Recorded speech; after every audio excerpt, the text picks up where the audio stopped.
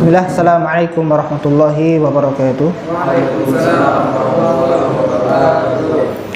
Alhamdulillahi wa kafa, wassalatu wassalamu ala nabiyyina Mustafa Muhammadin wa ala alihi wa sahbihi min ahli sidqi wal wafa. Asyhadu an la ilaha illallah wahdahu la syarika lah wa asyhadu anna Muhammadan abduhu wa rasuluh la nabiyya wa la rasulahu ba'dah. Alhamdulillah, segala puji bagi Allah yang telah memberikan banyaknya kenikmatan kepada kita semua.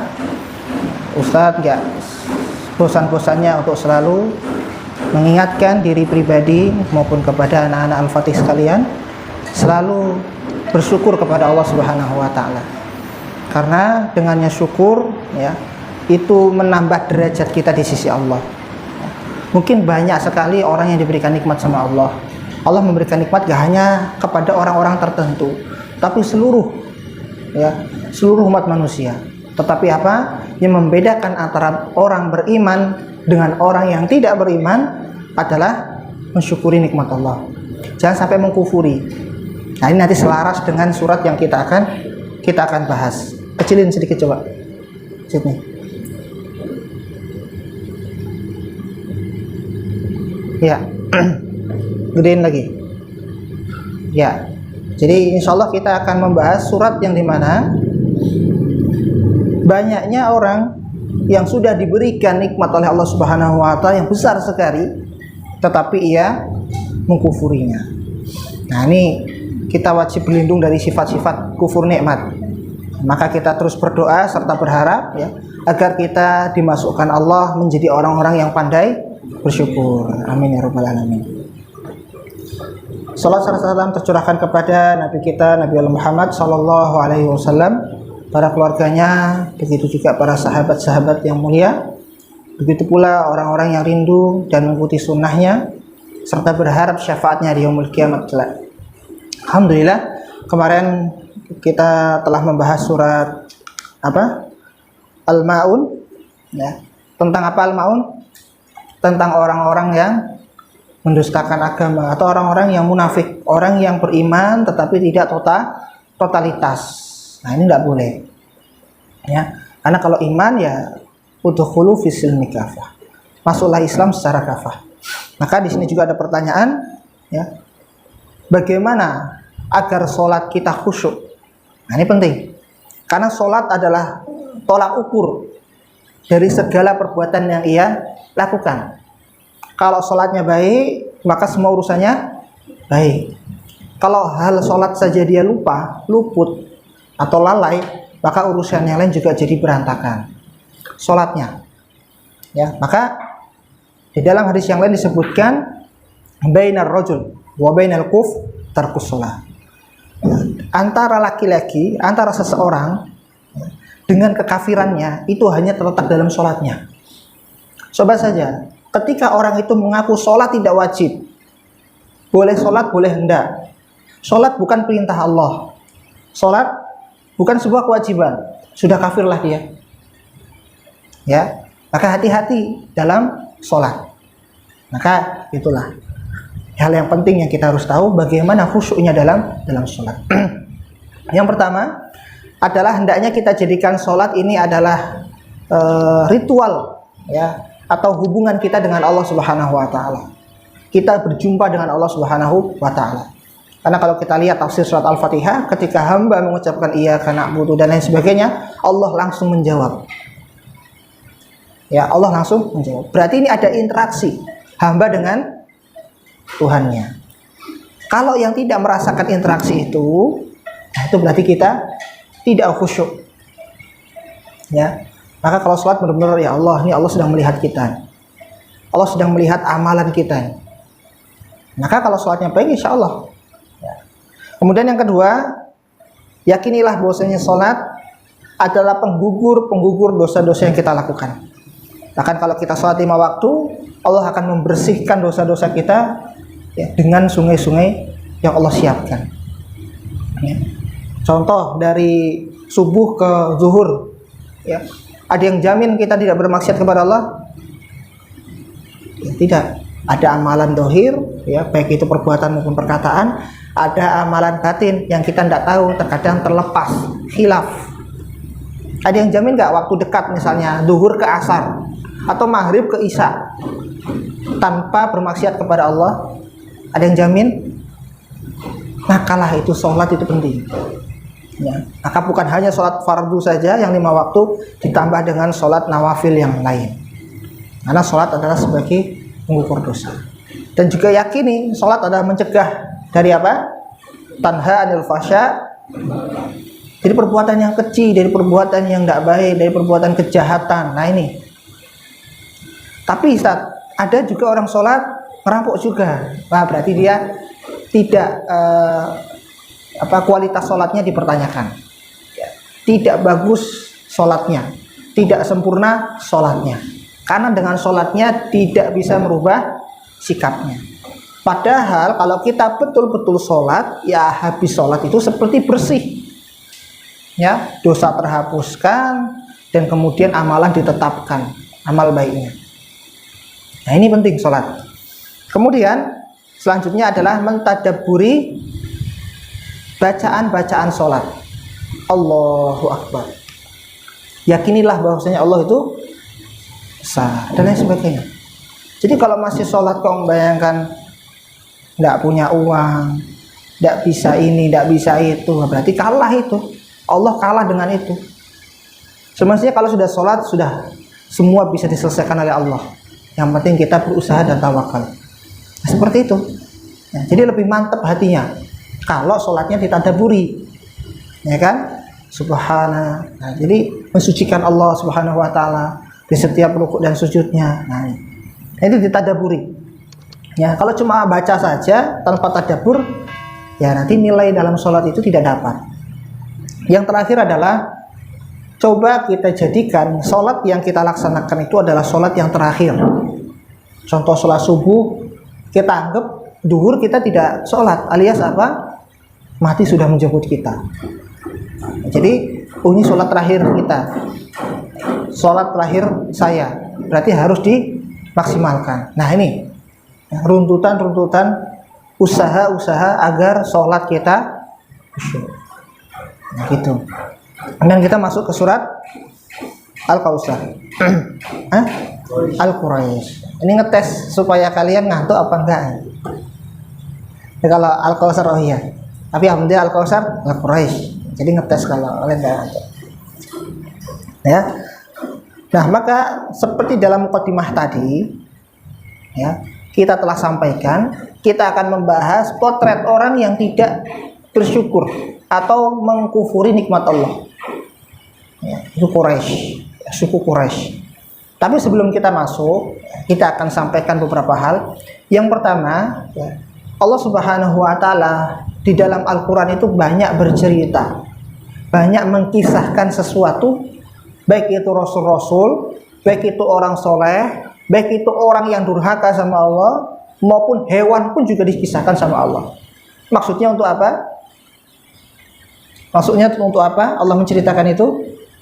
Laqad kana fi qasasihim ibratul liulil albab. Dijadikan ibroh, pelajaran. Ya, surat Yusuf. Ya. Maka kalau kita sampaikan Al-Ikhlas itu sepertiga dari Al-Quran, yang maksudnya adalah tauhid, mengesahkan Allah, ayat-ayat dan surat-surat yang berbicara tentang keyakinan, ya ini tentang keimanan, baik itu kepada Allah, Rasulnya, hari kiamat dan lain sebagainya, itu sepertiga dari Al-Quran. Maka kisah juga sepertiga dari Al-Quran. Kita sudah sampaikan kan, ada tentang keimanan, ketauhidan kepada Allah dan lain sebagainya. Ada juga tentang kisah-kisah, dan sisanya sepertiga yang lain adalah ayat tentang ahkam, ayat tentang ahkam, hukum-hukum, hukum zina bagaimana, hukum mencuri bagaimana, hukum timbangan bagaimana, hukum-hukum, ya, puasa, haji dan lain sebagainya. Nah, maka kisah-kisah ini dipelajari bagi orang-orang yang berpikir, bagi orang-orang yang cerdas, agar dijadikan ibroh. Ya, karena yang dihadirkan adalah kisah-kisah yang luar biasa. Nahnu naqussu 'alaika ahsanal qasas. bima auhayna ilaika hadzal Qur'an. Jadi kita sodorkan kepada kalian adalah kisah-kisah yang terbaik. Ya. Jadi ketika Allah mengangkat kisah semut, Allah mengangkat kisah Nabi Sulaiman, Allah mengangkat kisah Ratu Balqis, itu bagaimana kita membuat ibrah. Oh, ibrahnya seperti ini. Ya. Baik. Kemudian yang kedua adalah kita akan menjelaskan bagaimana hubungan surat Al-Fil dengan Quraisy. Surat Fil dengan Quraisy. Karena ini sebagian ulama mengatakan tidak terpisahkan, ya, walaupun di situ ada bismillahnya, ya, bukan seperti Al-Anfal dan At-Taubah. Memang di situ terdapat bismillah, tapi ada yang mengatakan tidak, karena memang dua surat ini bersambung. Al-Fil dengan Quraisy itu munasabahnya bersambung. Tentang apa mereka bersambung? Yang pertama adalah ini semua berbicara tentang kenikmatan yang Allah berikan kepada suku Quraisy. Ya, ayo mulai fokus. Jangan duduknya di sini tapi pikirannya kemana-mana. Ya. Jadi ini dua surat ini berbicara tentang nikmat Allah yang khusus Allah turunkan kepada suku Quraisy dan tidak Allah turunkan kepada yang lain. Maka kita akan bahas salah satunya, yaitu surat Quraisy. Itu yang pertama hubungannya. Kemudian yang kedua, ini sebetulnya adalah buah dari doanya Nabi Ibrahim alaihissalam. Bagaimana Nabi Ibrahim berdoa, Inni askantu min dzurriyyati biwadin ghairi dzi zar'in 'inda baitikal. Ketika Nabi Ibrahim meninggalkan Siti Hajar kepada tempat yang sangat gersang, tempat yang tidak ditumbuhin sesuatu tumbuhan, ya, kering begitu, tandus. Di saat itu Nabi Ibrahim berharap agar warzuquhum minas samarat dan sebagainya. Di situ ditumbuhkan apa? Pepohonan, dimakmurkan di situ. Ya. Bahkan apa? Baladan amina. Minta agar tanah yang ditempati nanti menjadi tanah yang aman.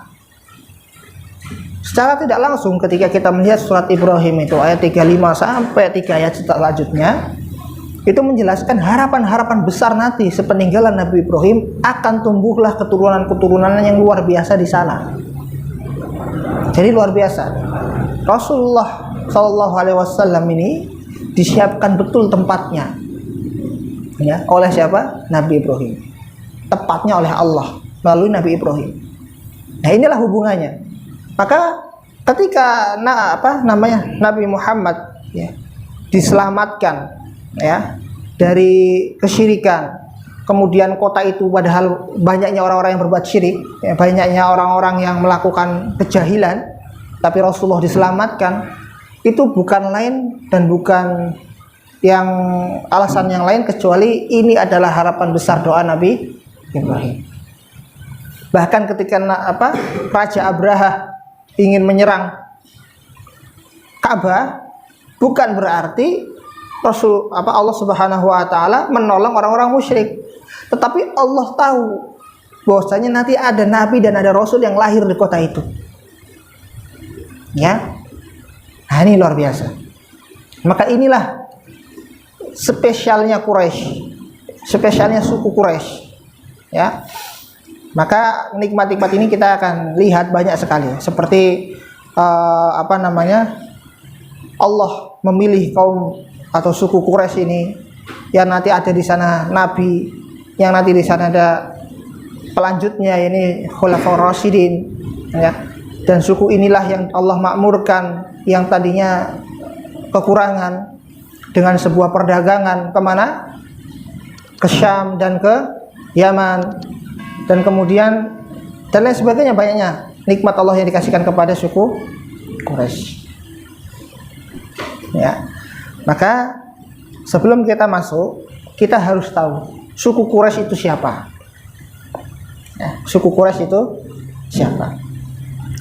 Suku Quraisy itu adalah satu, ya. Itu ada yang bilang keturunan dari Bani Nadr bin Kinanah, ya, bin Huzaimah bin Mudrika bin Ilyas.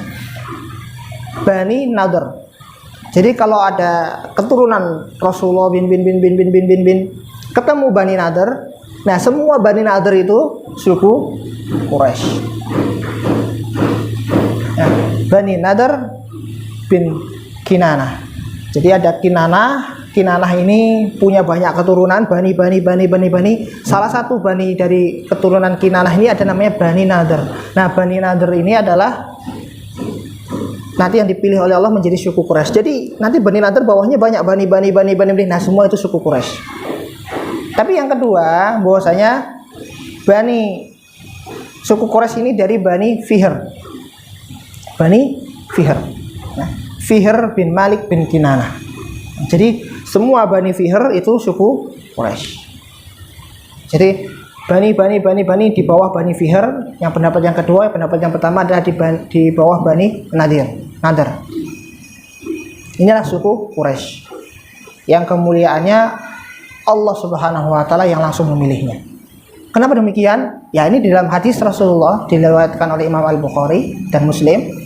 Innallaha astafa Kinanah min waladil Ismail. Allah memilih sekian bani dari keturunan Nabi Ismail. Ismail kan anaknya Nabi Ibrahim alaihissalam. Itu adalah Bani Kinanah. Jadi Ismail bawahnya Bani. Ada Bani Kinanah. Nah, itu Allah yang pilih. Sengaja Allah pilih. Ya. Wastafa min Bani Kinanah Quraisy.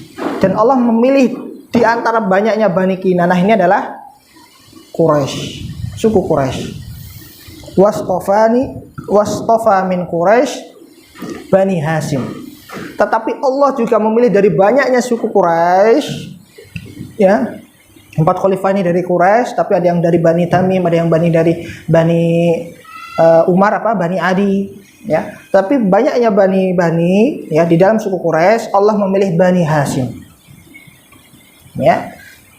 Wastafani min Bani Hashim, dan Allah memilihku dari Bani Hashim. Nah, Hashim ini adalah kakaknya Rasulullah SAW. Bani Hashim ini bani yang disegani. Karena apa? Ia memiliki kepercayaan memegang kunci Ka'bah dan memberikan minum orang yang berhaji.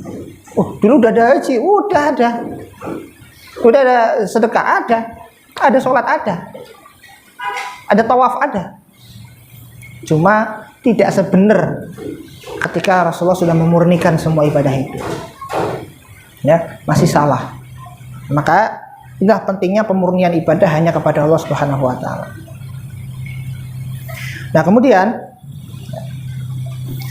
kita akan masuk pelan kepada ayat yang pertama. A'udzubillahi minasyaitonirrajim. Bismillahirrahmanirrahim. Li'ila fi Quraisy. Artinya apa, Salman? Dan apa? Karena kebiasaan orang-orang Quraisy. Maksudnya di sini adalah Ibnu Jarir mengatakan li di depan itu adalah maksudnya ta'ajjub, lam at-ta'ajjub. Ya. Karena kebiasaan orang-orang Quraisy. Maksudnya apa? Banyaknya kenikmatan yang Allah berikan kepada orang Quraisy. Takjub. Kalau lebih nyambungnya begini, sudah banyak sekali nikmat yang saya berikan, kenapa kalian masih ingkar? Maka dikuatkan dalam surat Al-Ankabut ayat 67, ya, awalam yarau anna ja'alna haraman amina wa yutakhattafun nasu min haulihim. Sudah dijadikan kalian ini tempat yang aman, tetapi kalian malah merampok, malah berbuat kerusakan dan lain sebagainya. Jadi karena inilah kebiasaan kaum Quraisy. Nanti nyambungnya ke ayat 3. Ya, falyaqudu. Jadi syaratnya karena ini. Kalian sudah berikan nikmat yang banyak, maka falyaqudu. Maksud, ya, karena saya, contohnya begini, karena saya sudah memberikan kemudahan, maka silahkan dibalas. Nah, begitu maksudnya. Ya, ada jawab besar. Ya, karena kamu sudah saya pinjami buku, maka rajinlah dalam belajar. Maksudnya begitu. Itu surat Al-Quraisy. Ada syaratnya. Karena apa? Kaum Quraisy ini sudah banyaknya dikasih nikmat oleh Allah Subhanahu wa taala. Salah satu nikmat yang kita bahas di sini adalah tentang rihlah, perjalanan. Ya. Perjalanan. Sebetulnya banyak sekali. Bahkan kalau kita lihat dalam hadis riwayat Al-Baihaqi dijelaskan dari Ummu Hani binti Abi Thalib,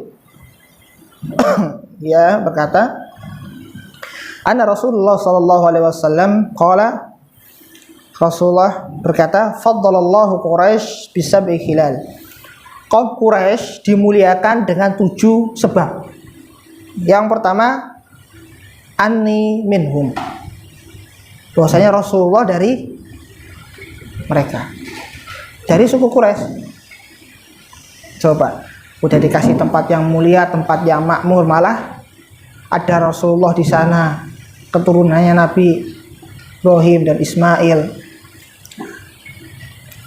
Wa anna nubuwwati fihim, dan kenabian juga di mereka, yaitu Nabi Ibrahim, Nabi Ismail, Nabi Muhammad, di mereka kenabian itu luar biasa. Jadi bukan biasa suku Quraisy itu, ya.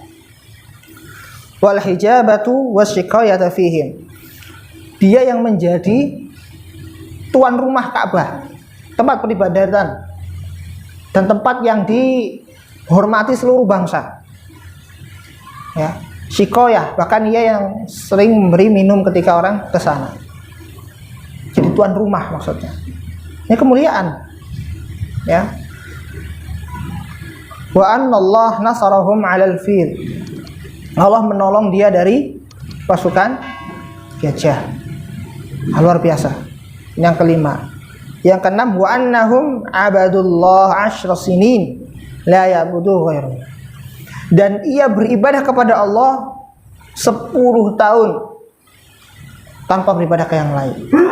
Loh, kok orang Quraisy, musyrikin Quraisy beribadah kepada Allah? Iya, mereka percaya kalau Tuhan langit itu ada. Kok salah, Ustaz? Iya, karena mereka pakai patung, dia pakai apa, sesembahan-sesembahan yang lain. Caranya juga semau mereka. Nah, ini kita akan ceritakan bagaimana kegentingan orang-orang Quraisy ketika mau diserang Ka'bahnya di dalam surat Al-Fil. Itu mereka tidak ada berharap satupun kepada Tuhan-Tuhan yang mereka sembah dalam berhala itu. Tetapi yang mereka berharap hanya satu, yaitu apa? Rabbus sama, Tuhan yang ada di langit. Siapa? Allah. Jadi mereka sebetulnya nyembah Allah, cuma tidak murnikan ibadah. Coba, Masya Allah kan? Mereka sebetulnya orang-orang yang Allah pilih, tapi ada keingkaran di dalam diri mereka yang membuat mereka begini. Maka yang terakhir adalah wa annallahu anzala fihim suratun minal Qur'an, yakni Quraisy. Allah menurunkan sesuatu ayat, sesuatu surat, ya ini dalam Al-Qur'an, surat Quraisy. Nah, ini penting, kemuliaan kaum Quraisy. Li'ila fi Quraisy, karena kebiasaan kamu wahai orang-orang Quraisy, ila fihim rihlatas syita. Dan di sini Allah angkat temanya ini tentang perjalanan. Ya, kalau di dalam surat Ibrahim tadi, ya, itu tentang Allah memberi doa Ibrahim, doa Nabi Ibrahim tentang nanti akan diberkahi tempat yang nanti menjadi pusat peribadatan bahkan kiblat kaum muslimin. Ya rahmukallah. Ya. Kemudian di dalam surat Al-Fil ditolong, ya, diselamatkan, dan banyak lagi nikmat yang lain. Nah, di sini Allah ingin mengangkat tentang rihlahnya. Apa itu rihlah? Safar juga perjalanan. Bedanya, nah, kalau safar dia pergi belum tentu bawa barang banyak. Ya barang bawa, tapi tidak sebanyak rihlah. Dan rihlah itu lebih condong kepada perdagangan. Jadi apa namanya? Kita akan rihlah. Berarti itu sebetulnya sedang ekspansi. Gak tahu kemana, yang penting kita mencari sesuatu yang menjadi tujuan kita. Itu rihlah. Kalau safar ya perpergian secara umum. Kalau rihlah ini membawa beban yang banyak. Nah, bisa barang-barang atau yang lain sebagainya, bisnis dan lain sebagainya. Itu rihlah. Ya. Maka rihlah ini jauh lebih berat dibandingkan safar. Ya. Rihlah. Kemana? Syita kemana? Yaman dan Syam. Nah, Syita itu musim dingin. Kemana? Ke Yaman. Kenapa kok kalau dingin-dingin ke Yaman? Karena Yaman itu panas. Itu gampang hafalnya. Ya, Syita itu musim dingin. Dingin berarti ke Yaman, karena Yaman itu panas. Wasoif, soif itu musim panas. Berarti kemana? Karena Syam itu dingin. Jadi kalau ke tempat dingin, berarti ke tempat panas berarti musimnya yang dingin. Ke tempat dingin musimnya yang panas. Supaya nggak kedinginan, nggak kepanasan, sedang. Ya. Untuk apa mereka ke sana? Padahal juga bukan ke sini, ke beberapa tempat seperti Habasyah ini, ke Ethiopia, sekarang Ethiopia, atau juga ke Persia. Itu mereka juga melakukan itu. Cuma yang diangkat ini di tempat ini, karena ini nanti akan menjadi pusat, ya, pusat mereka dalam berdagang. Ya, jadi ke Yaman sama ke Syam. Sedangkan melewati Mekah. Jadi kalau mau dari Yaman ke Syam itu ngelewatin Mekah. Dari Mekah ke dari Yaman ke Syam atau Syam ke Yaman itu ngelewatin Mekah. Mereka bagaimana caranya? Mereka membeli barang yang murah, ya, dijual dengan yang bisa dapat untung. Ya mahal bisa, ya. Supaya mereka mendapatkan keuntungan dari sana. Nah, maka Quraisy ini dimuliakan dengan kebiasaan dagangnya. Nah, penting ini. Jadi kalau mau sukses dagang. Iya, orang nggak dagang ya biasa-biasa. Jadi kalau mau sukses dagang. Karena apa? Di dalam riwayat yang lain, kebiasaan orang Quraisy itu ketika pernah saya ceritakan, mereka sudah tidak ada yang mau dimakan, tidak bisa ada yang dipakai untuk dijadikan makanan, barang-barang bahan-bahan yang di rumah, mereka mengungsikan diri hingga mati, hingga wafat. Karena kebiasaan ini ya tidak bisa dibiarkan oleh tokoh-tokoh Quraisy seperti Hashim dan lain sebagainya. Maka Hashim pun keliling, ini kan kakek Rasulullah ya.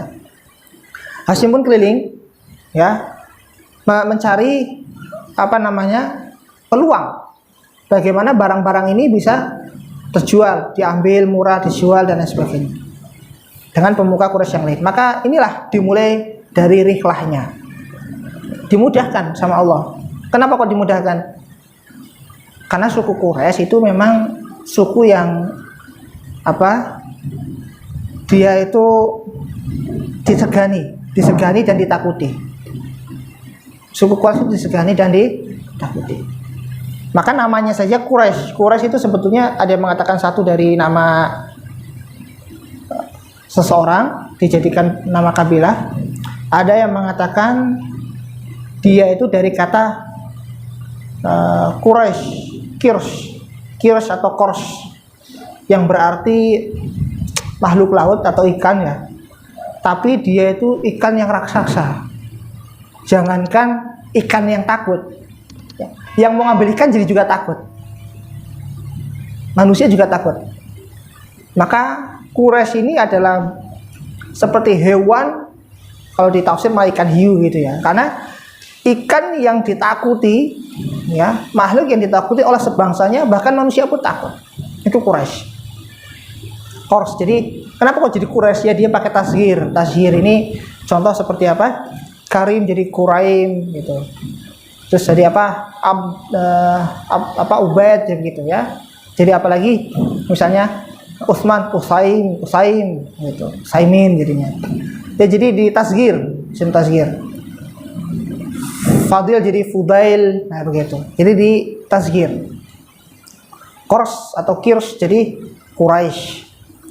Maksudnya adalah ini sesuatu kaum yang kuat, kelompok orang yang kuat, maka disegani. Gak ada yang berani sama suku Quraisy.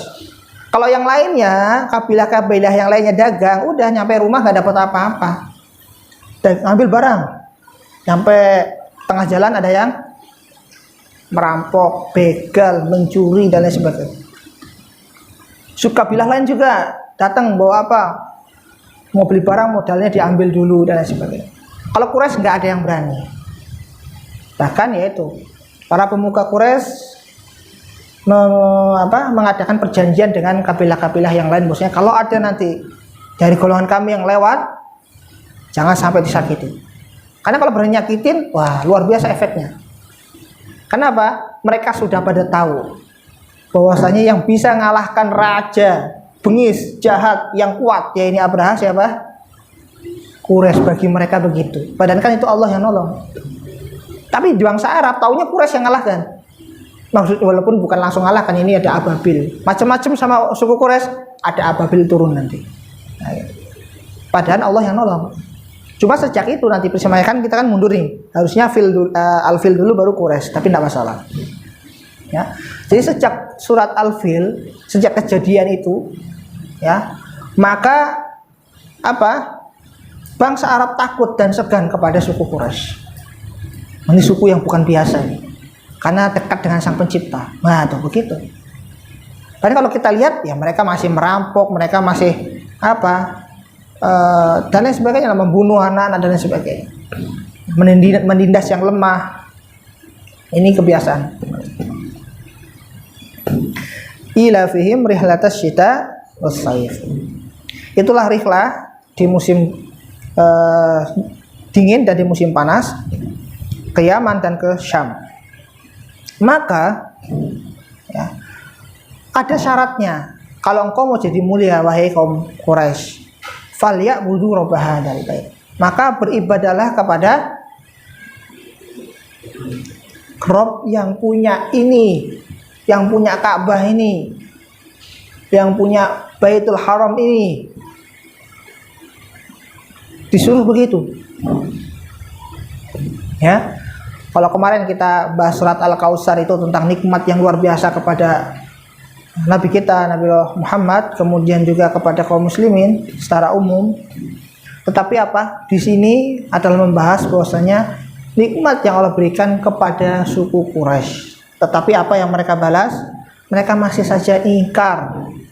Mereka masih saja enggan. Jadi koswah. Hatinya itu keras. Nah, kan ini penting. Ya, siapa coba? Nikmatan yang luar biasa. Yang tadinya bagaimana kehidupan mereka? Hina kehidupan mereka. Bahkan tanahnya saja, Masya Allah, kering. Tapi bagaimana sekarang kita lihat? Zam-zam di sana, kurma di sana, tin dan sebagainya. Orang seluruh dunia yang Islam mau melakukan haji kemana? Ke sono. Ya, min kulli fajjin amik, kata Allah, semua nanti akan datang dari berbagai belahan dunia. Kemana? Coba seperti itu. Tapi apa yang mereka balas masih saja ingkar. Itu kalau kaum Quraisy. Ya. Jadi mereka tidak benar dalam beribadah, dan Rasulullah datang kepada mereka untuk memurnikan ibadah, merapihkan ibadah menurut ketentuan Allah Subhanahu wa taala. Nah, mereka tawaf, tapi tawafnya tak pakai baju. Mereka sedekah, tapi sedekahnya tidak ada aturan. Mereka menghinakan orang-orang yang lemah di antara mereka. Nah, ini mereka beribadah kepada Allah tapi pakai patung. Nah, seperti ini. Nah, jadi sama Rasulullah itu dimurnikan. Ya, yarhamkallah. Ya, alladzi at'amahu min ju'in wa amanahum. Nah, inilah. Jadi yang telah memberikan mereka makanan, ya kemakmuran tadi, rezeki tadi. Kemudian juga Allah selamatkan mereka dari ju' dan khauf.